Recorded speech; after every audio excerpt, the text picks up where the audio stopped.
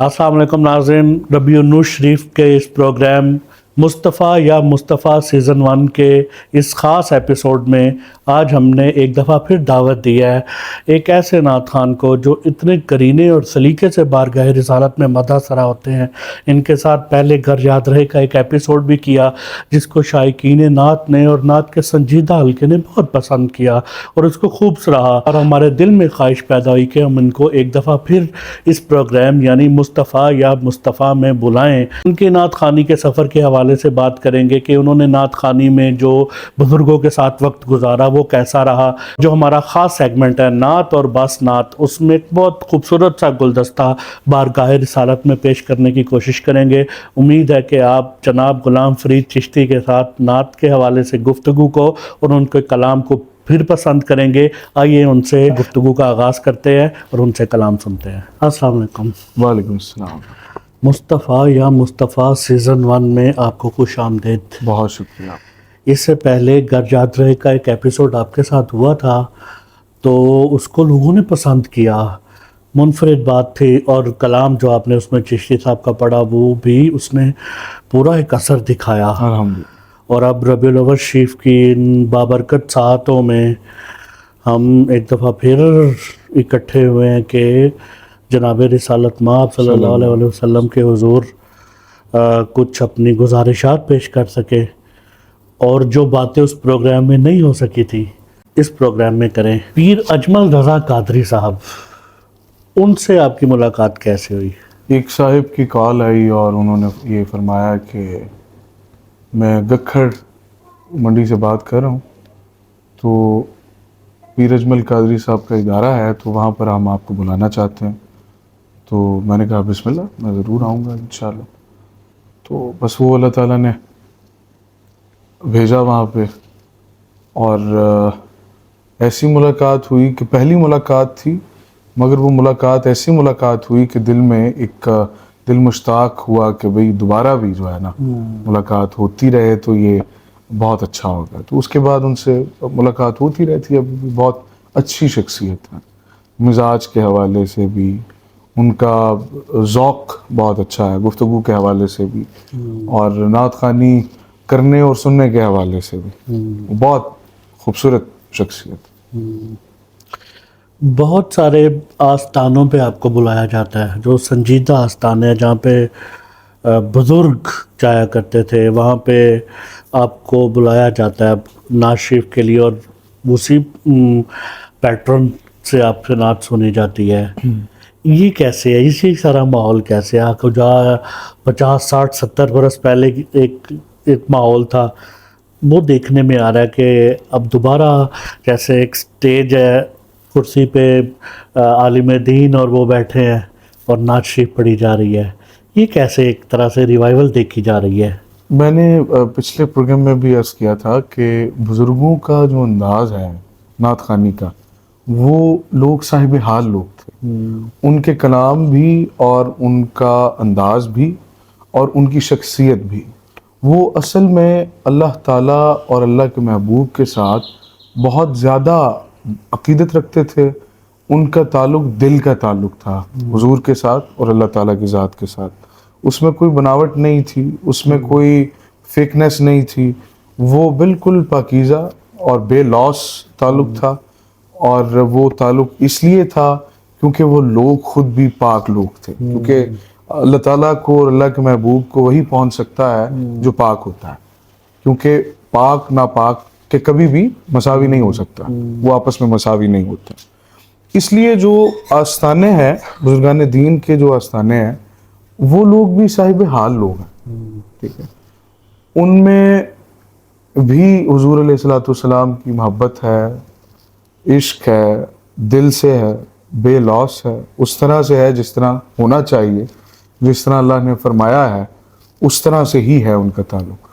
तो फिर वो फ्रीक्वेंसी जब पुराने उस ज़माने में मैच हो जाती थी बुज़ुर्गों की बुज़ुर्गों के साथ, तो आज के ज़माने में वो बुज़ुर्गान दीन जो मौजूद हैं उनको अपने महबूब का ज़िक्र उस तरह से सुनने को नहीं मिलता, क्योंकि हमारे यहाँ जितने भी सरा ख़ान हज़रात हैं या ख़तीब हज़रात हैं وہ گفتگو تو کرتے ہیں، ثنا خوانی کرتے ہیں، مگر وہ جب تک ان کے دل سے بات نہیں نکلے گی تو وہ اثر نہیں کر سکتے. تو مجھے اللہ تعالیٰ نے چنا کہ میں بزرگوں کے انداز کو، ان کے کلام کو جو ہے وہ پڑھوں اور اسی مشن کو آگے لے کے میں چلوں. تو وہ بس بزرگوں کی خاص نظر کہ ان کو وہی پرانا رنگ انگ ڈھنگ نظر آیا، تو انہوں نے یہ سوچا، فیصلہ کیا کہ بھئی ان کو بلانا چاہیے. تو یہ بس اللہ کی طرف سے. ارشاد صاحب کے ساتھ کوئی آپ کی ایسی محفل جو آپ کو یاد ہو کہ یہاں ہم گئے تھے اور اس محفل میں ان کے ساتھ جتنی بھی محفلیں آپ نے پڑھی ہیں، ایک محفل جو آپ کو اس میں سے بڑی یاد ہو، خاص محفل کوئی ہو ایسی؟ بالکل ایسی ایک محفل ہے جو کہ گجرانوالہ میں ہوئی تھی. زاہد صاحب ان کا نام تھا، ان کے بڑے بھائی باؤ جی دونوں کا انتقال ہو گیا. تو اس محفل سے پہلے کچھ عرصہ پہلے ہی میں استاد جی کے ساتھ جڑا تھا اور بہت شوق تھا کہ میں اعظم چشتی صاحب رحمۃ اللہ علیہ کے انداز کو پڑھوں، تو مجھ سے نہیں پڑھا جاتا تھا. تو وہ محفل ایک ایسی محفل تھی، بابرکت محفل تھی کہ میں، آپ نے دیکھا ہوگا کہ ابھی کچھ سال پہلے جب میں استاد جی کے ساتھ ہوتا تھا تو میں ان کے ساتھ بیٹھ کے پڑھا کرتا تھا. وہ پڑھتے تھے اور وہ مجھے اپنے ساتھ بٹھاتے تھے، جہاں پر وہ چپ کرتے تھے وہاں سے پھر میں آگے اس کو لے کے چلتا تھا، پھر جب میں کرتا تھا تو حضرت لے کے کرتے. تو اس چیز کا آغاز اس محفل سے ہوا تھا جو گجرانوالہ میں محفل ہوئی تھی. وہاں پہ فرسٹ ٹائم میں نے اعظم چشتی صاحب کا انداز پڑھا. خود کو دیکھا تو تیرا جود و کرم یاد آیا، تجھ کو دیکھا تو مصور کا قلم یاد آیا. تو وہ میری بگننگ وہاں سے ہوئی تھی اس چیز میں. تو وہ میرے لیے بہت یادگار ہے کیونکہ استاد جی نے بہت زیادہ مجھے اپریشیٹ کیا تھا کہ بھئی آج تو کمال کر دیتا، تو اعظم صاحب کا انداز سنایا یار آج محفل کے اندر، اور صحیح سنایا تو وہ میرے لیے ایک ان کی پذیرائی جو انہوں نے مجھے میری تعریف کی اور مجھے کمپلیمنٹ جو انہوں نے دیا، تو اس چیز سے میرا جذبہ مزید بڑھا، جس کی وجہ سے میں اب تک اس چیز کو لے کے چلا. وہ بڑی یادگار محفل، یعنی میری زندگی کو چینج کرنے میں اس محفل کا بہت بڑا ہاتھ. کوئی ایسی خانقاہ خاص درگاہ جہاں پہ اعظم صاحب بہت جگہ گئے ہوں اور وہاں پہ آپ کو اب بلایا جاتا ہو؟ اعظم چشتی صاحب کا پیر خانہ جو ہے وہ ہے چکوڑی شریف، جو کہ کھاریاں کے بالکل پاس ہے. تو وہاں کیونکہ ان کا پیر خانہ بھی تھا تو وہ وہاں پر بہت زیادہ جاتے تھے. تو وہ اب مجھے بھی بلاتے ہیں پرانی یادوں کو تازہ کرنے. اعظم صاحب کے پیر خانے میں؟ پیر خانہ اعظم چشتی صاحب کا چکوڑی شریف. یہ بڑی بات ہے کہ جہاں وہ جاتے تھے پڑھنے کے لیے وہاں آپ اب جاتے ہیں. آگے ان کے صاحبزادگان ہیں جو بلاتے ہیں. آج کل مطلب میں نے محافل میں دیکھا، ہمارے گھر میں مطلب ایسے میں نے شاید پہلے پروگرام میں بھی ڈسکس کیا تھا کہ مجھے اوائل 90s کی محفلیں یاد ہیں. تو نعت خوان بہت سادہ ہوتے تھے، سادہ سا لباس ہوتا تھا، صاف ستھرا سادہ لباس ہوتا تھا. اور وہ مطلب اسی طرح بلکہ شاہ صاحب کونین صاحب ایک آواز لگاتے تھے کھانا کھانے کے بعد کہ چلو بھائی کام والے کپڑے پالو سارے. تو وہ سارے جانے اپنے ریڈی ہو جاتے تھے نا. کام والے کپڑے سے مراد فینسی کپڑے نہیں جو محفل میں جانے کے لیے پہن جاتے تھے. آج کل اس کے برعکس تیاری ذرا اور طرح کی ہو گئی. پہلے انڈور تھا، آؤٹ ڈور آ گیا اور وہ سارا کچھ بدل گیا. نعت خوانی کو پہلے ایک عبادت کا سلسلہ سمجھا جاتا تھا، تو اب یہ ہوتا ہے کہ جنت فوراً مل جائے گی نا، ایسی بات ڈسکس ہوتی ہے نا. تو ان ساری باتوں کو آپ محفل میں کیسے دیکھتے ہیں؟ آپ کیا سمجھتے ہیں؟ سب سے پہلے آپ نے بڑا اچھا سوال کیا ہے لباس کے متعلق. جو ہے ہمارے اساتذہ جو تھے وہ بہت ہی نا سادے لوگ تھے، بہت ڈیسنٹ لوگ تھے. تو ان کو دنیا داری کے ساتھ اتنا کوئی لگاؤ نہیں تھا. ان کا ان کی جو ڈائریکشن تھی نا وہ حضور علیہ الصلوۃ والسلام کی ذات تھی کہ بھئی انہوں نے ہمیں کس طرح معیار بن کے دکھایا. تو وہ اس چیز کو فالو کرتے تھے کیونکہ وہ ڈیسنٹ تھے. تو ان کو یہ چیزیں پسند نہیں آتی تھی، وہی کڑھائی بھی ہوئی ہو لباس پہ اور موتی بھی لگے ہوں، بٹن بھی لگے ہوں اچھے قسم کے. تو وہ لوگ اس چیز سے ماورا تھے. تو آج کل کے جو نعت خوان ہیں، بلکہ لبرل نعت خوان میں کہوں گا، بلکہ انہوں نے خود اپنا لبرلزم بنایا ہوا ہے نعت خوانوں نے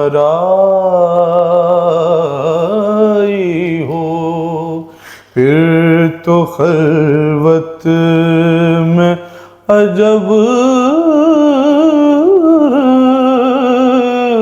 انجمن آرائی ہو،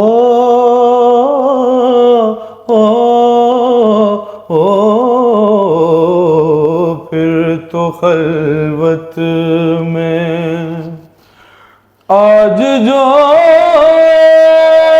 اب کسی پر نہیں کھلنے دیتے، آج جو عیب کسی پر نہیں کھلنے دیتے، کب وہ چاہیں گے میری حشر میں رسوائی، او کب وہ چاہیں گے میری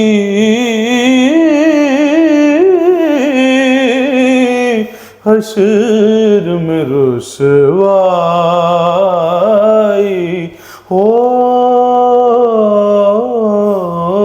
دل میں ہو یاد تیری گوشۂ تنہائی ہو، آستانے پہ تیرے سر ہو اجل آئی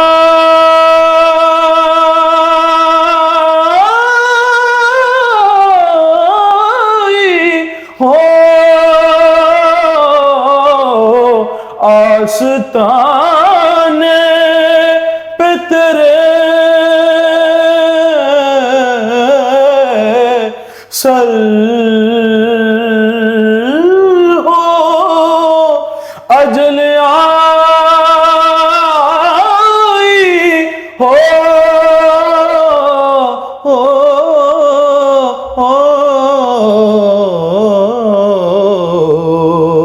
اور اے جان جہاں تو بھی تماشائی، اور اے جان جہاں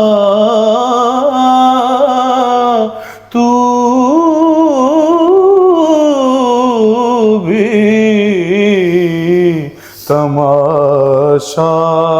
تماشائی ہو، بند جب خواب دل سے ہو حسن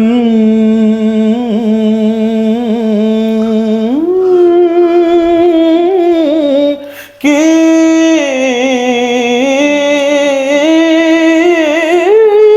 آنکھیں، بند جب خواب دل سے ہو حسن کی آنکھیں،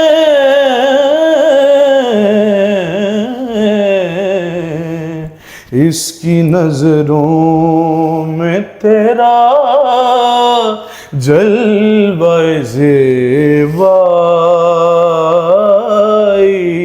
ہو، اس کی نظروں میں تیرا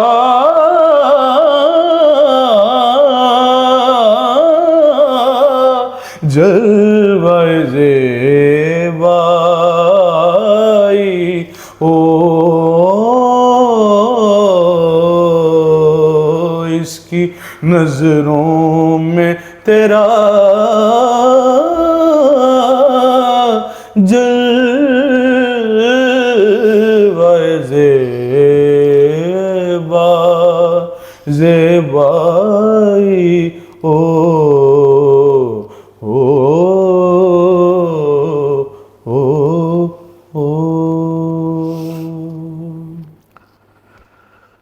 بہت اچھے، بہت اچھے.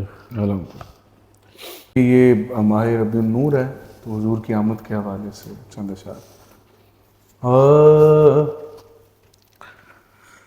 لے کے پہلو میں غم امت نادار آئے. واہ واہ. لے کے پہلو میں غم امت نادار آئے. امتی امتی کہتے ہوئے سرکار آئے. امتی امتی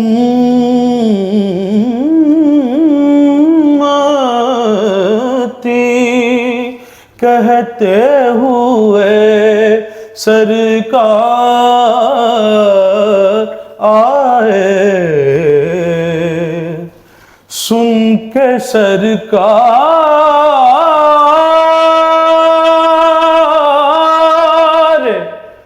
مدینہ کی ولادت کی خبر سن کے سرکار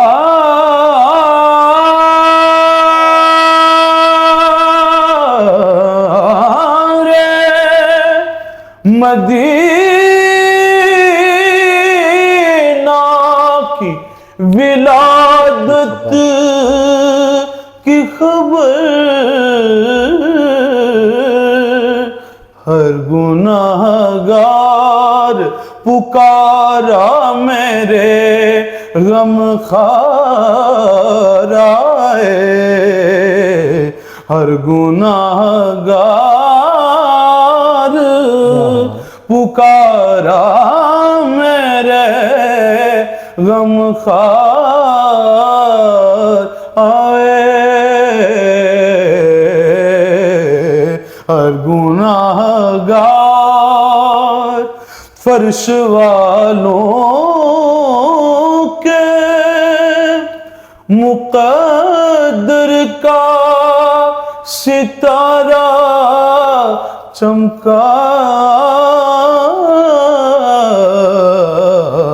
فرش والوں کے مقدر کا ستارہ چمکا. لے کے دامن میں کچھ اس طرح کے انوار آئے. لے کے دامن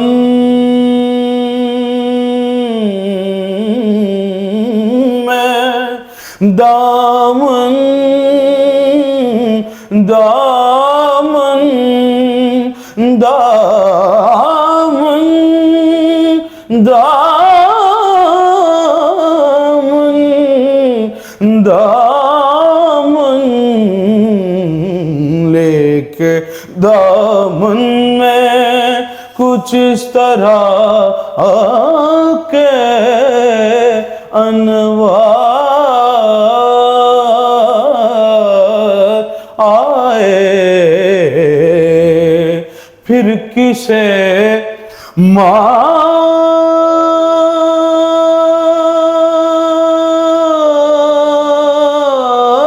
مانگنے کا ہوش رہے عالم.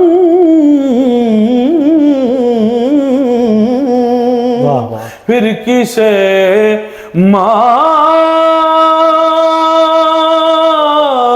مانگنے کا ہوش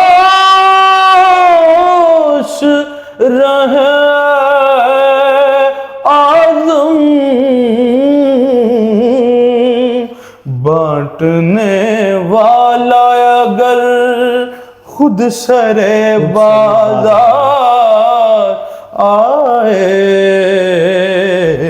بانٹنے والا اگر خود سرے بازار آئے، بانٹنے والا اگر خود سرے بازار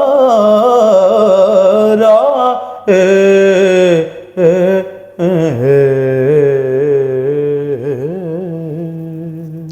کیا کہنے، اور آخر میں کوئی استغاثہ جو بارگاہ رسالت میں پیش کیا جائے، اس کے چند اشعار۔ ہم آج آئے ہیں زخم جگر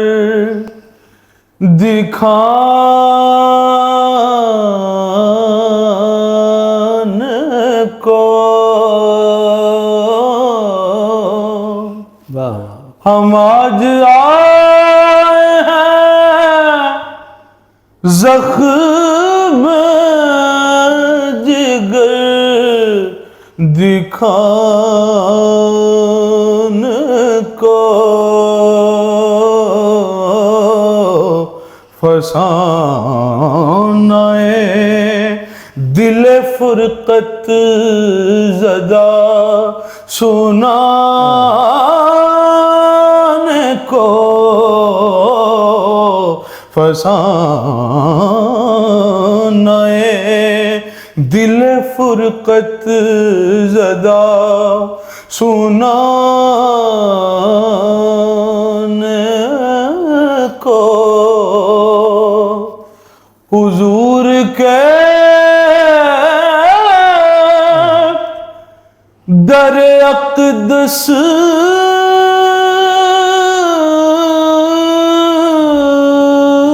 کی رفعتیں دیکھو،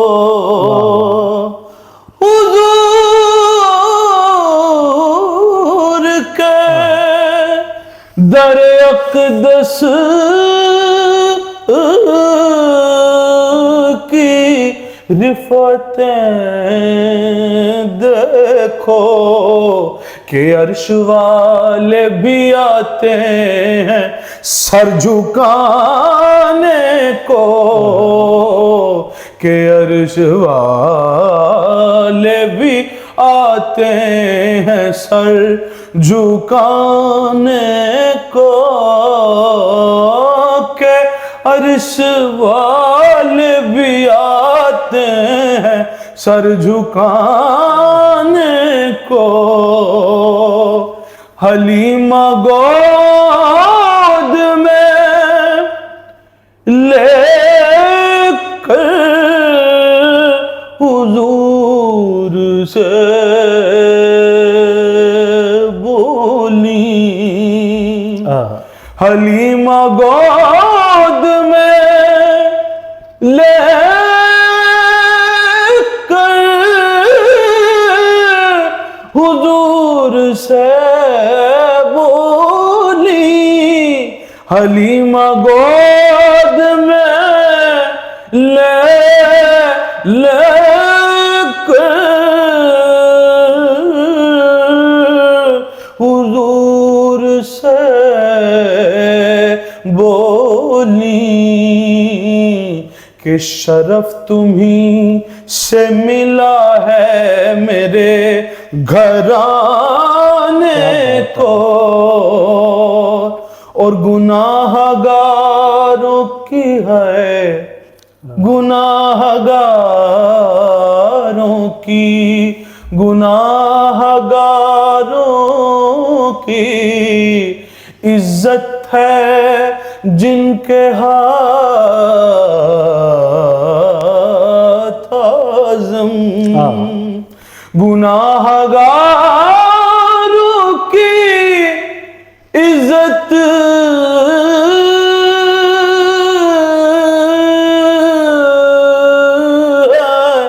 جن کے ہاتھ आज़म, तो वो क्यों ना आएंगे बिगड़ी मेरी बनाने को। हम आज आए ज़ख्म जिगर दिखाने को। क्या कहने, बहुत अच्छा। मिलाद की नात भी हुई और मौलाना हज़रत रज़ा खान बरेलवी की नात पे जो कैफियत बनी, और फिर आज जो इस्तग़ासा पेश किया गया, एक पूरा गुलदस्ता है जो नबी करीम सल्लल्लाहु अलैहि वसल्लम की बारगाह में पेश किया गया। तो आप सलामत रहें और अल्लाह करीम आपको बहुत ज़्यादा मज़ीद इज़्ज़तें और रिफ़तें अता करे। जी नाज़रीन, ये मुस्तफ़ा या मुस्तफ़ा सीज़न 1 का एक बड़ा ख़ास एपिसोड था। इसमें बहुत बातें ऐसी हुई कि जो बड़ी तारीख़ी और याद रखने वाली थी, और इसमें कलाम जो पढ़े गए ये भी बड़े तारीख़ी नौइयत के थे, जिनको बुज़ुर्गों से निस्बत थी और जो बारगाह रिसालत में पेश किए गए। कल इंशाअल्लाह इसी प्रोग्राम में एक नए मेहमान के साथ आपसे मुलाकात होगी। इसके साथ ही मुझे इजाज़त दीजिए। अल्लाह हाफ़िज़।